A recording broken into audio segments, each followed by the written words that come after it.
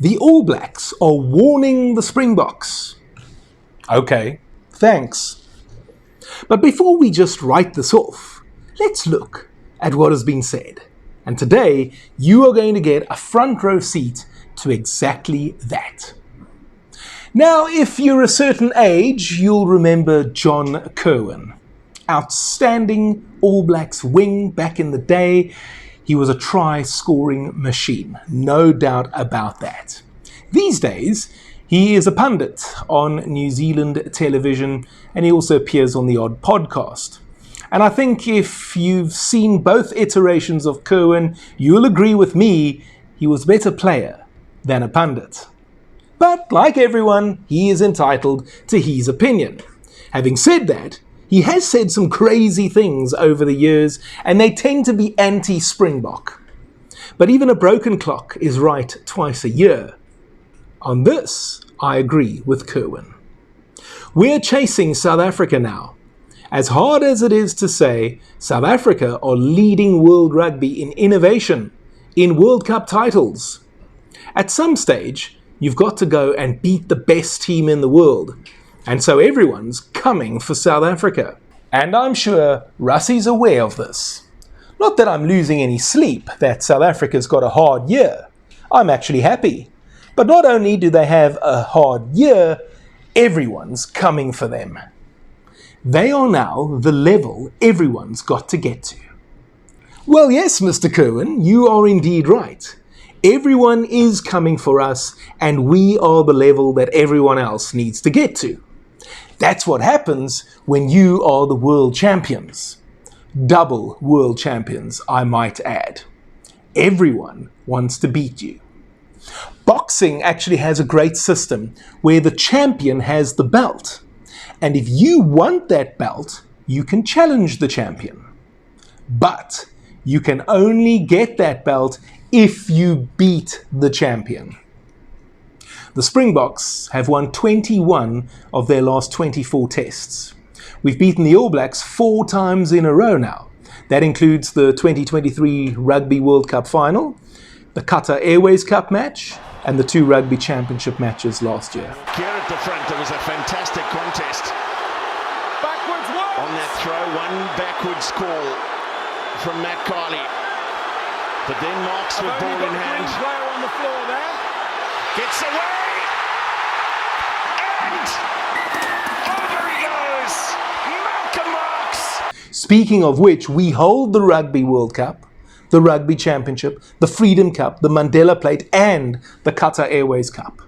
So of course, every other team wants to knock our block off, to keep with the boxing terminology. But it's easier said than done, isn't it? Now, in terms of dominance, people like to say that we only won our Rugby World Cup knockout matches by 1 point. Others say our wins over the Kiwis, Ireland, and others were by small or small-ish margins. Yes, those things are true, but who has ever had to beat the host nation, France in this case, a tough England, and the All Blacks in 3 consecutive matches to win the Webb Ellis Cup? Add to that, we probably had the most difficult pool as well, with Ireland and Scotland for company, you might remember. So you tell me, who has ever had to overcome that to win the World Cup? Usually you might get an easier pool, or maybe you get a slightly easier quarterfinal. Like in 1995, you remember we got Western Samoa. And that's not necessarily an easy opponent, but it's an easier match in comparison to an England, France, and so on. But what I really want to address is this nonsense of us not winning by large margins. Well, that's simply not the way we play. I'm going to do a video on this at some stage, but traditionally speaking, New Zealand are what you would call a 7-14-21 team. We are a 3-6-9 team.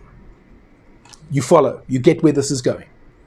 And that, yes, I think it is starting to change for us a little bit with Tony Brown part of the setup, but it remains a stereotype. But work with me here. Many times in the past, The All Blacks are 21-0 ahead after 20 minutes against a weaker opponent, and you know the game is already over. Against the same side, the Springboks might only be leading 6-0 at the same stage. But if you're paying attention, you know that we are in complete control of the situation. Now, I will say our strategy is actually more high risk, because just one mistake brings the opposition right back into the contest. But that's just what we do. So the scoreline is not necessarily a reflection of dominance for me. I referenced boxing earlier, but let me now borrow from football. Brazil, at least in the old days, would beat Mexico, let's say, 5-0.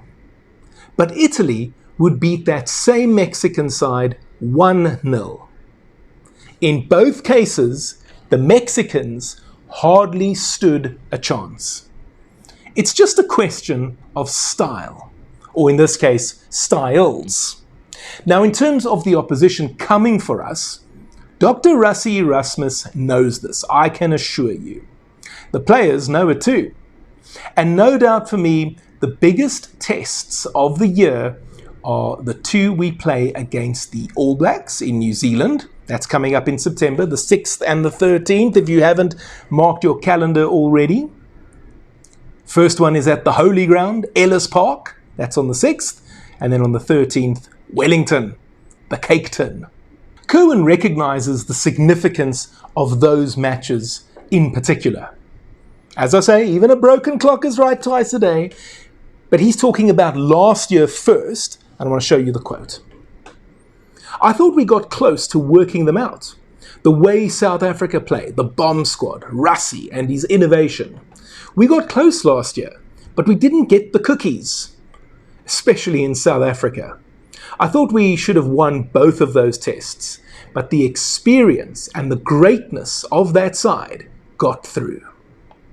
Now let's have a look what he says as he comes to this year. This is what he says.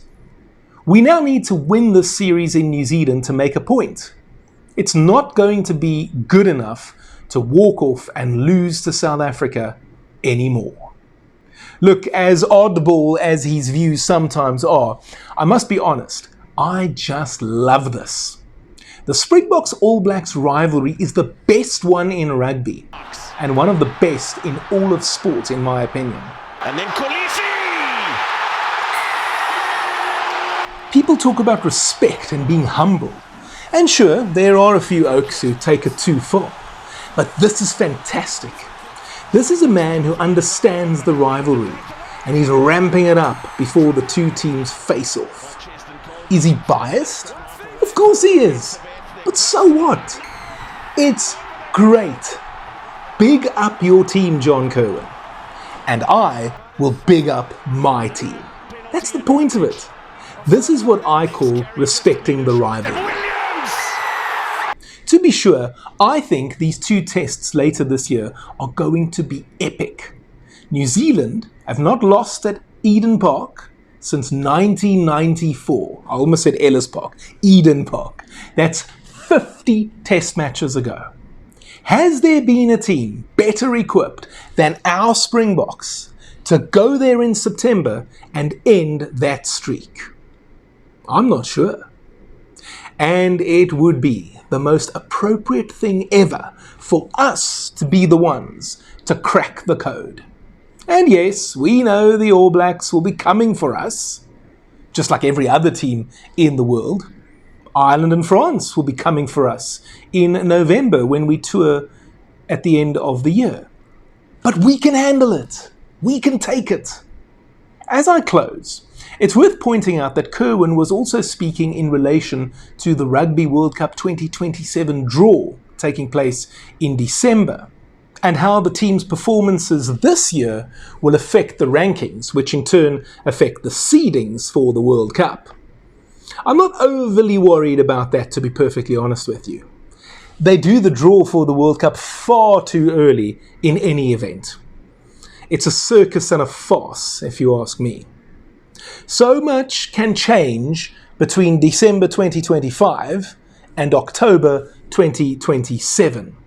You saw it at the last World Cup, where the best 4 teams in the world were all on the same side of the draw. Remember, New Zealand and France were in a group together. We were together with Ireland and Scotland. I think those were the top 5 ranked teams in the world, and they were all on the same side of the draw.